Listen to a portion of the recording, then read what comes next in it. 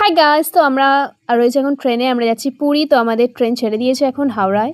আমরা এখন হাওড়ায় আছি। তো এখান থেকে আমরা যাব ভুবনেশ্বর। ভুবনেশ্বর থেকে ওখান থেকে আমাদের আরেকটা ট্রেন আছে। মোটামুটি 12টায় নামানোর কথা ভুবনেশ্বরে। দেখা যাক কতটা লেট হয় বা কিছু হয়, ট্রেনের ওপরে ডিপেন্ড করছে। তো ভুবনেশ্বর থেকে আমাদের আরেকটা ট্রেন চেঞ্জ করা আছে, কারণ আমরা টিকিট পাইনি। হা হা হা। ট্রেনে উঠেই পেয়ে গেছে খিদে, কারণ সবাই অনেক সকালবেলা খেয়ে দিয়ে বেরিয়েছিল।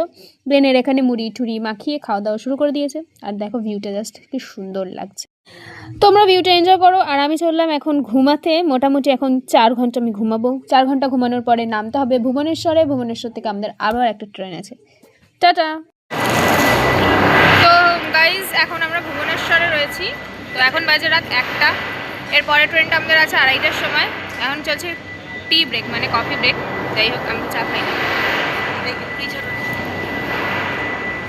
তো অপেক্ষা করি। আমাদের যেই ট্রেনটার কনফার্ম টিকিট ছিল সেই ট্রেনটা ছিল 6.5 ঘন্টা লেট। তো আমরা অন্য আরেকটা ট্রেনেতে জেনারেলে আমরা চলে এসেছিলাম কোনো রকমভাবে। যদিও সিট পেয়ে গেছিলাম, ভালোভাবেই চলে এসেছিলাম। জাস্ট আধা ঘন্টা নয়, ওই 40 মিনিটের মতো নামিয়ে দিয়েছে আমাদের পুরী স্টেশনে। এই যে পুরী স্টেশন ঢুকছে, দেখো কি দারুণ লাগছে দেখতে। অনেকেই ছিল ওই ট্রেনটাতে যাদের ট্রেনটা লেট ছিল, তাই জন্য তারা জেনারেলে এসেছে এই ট্রেনটাতে আমাদের সাথেই। পুরীতে ট্রেন ঢুকে গেছে, আমরা নেমে পড়েছি। একদম মারাত্মক টায়ার্ড। এখন বাজে 4টে, ভোর 4টে।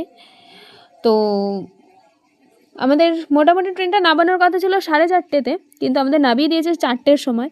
এবার আমরা যাচ্ছি অটো খুঁজতে, এবং অটো পেয়েও গেছি, যেটা আমাদের ভাড়া নিয়েছিল 350 টাকা রিসর্ট অবধি।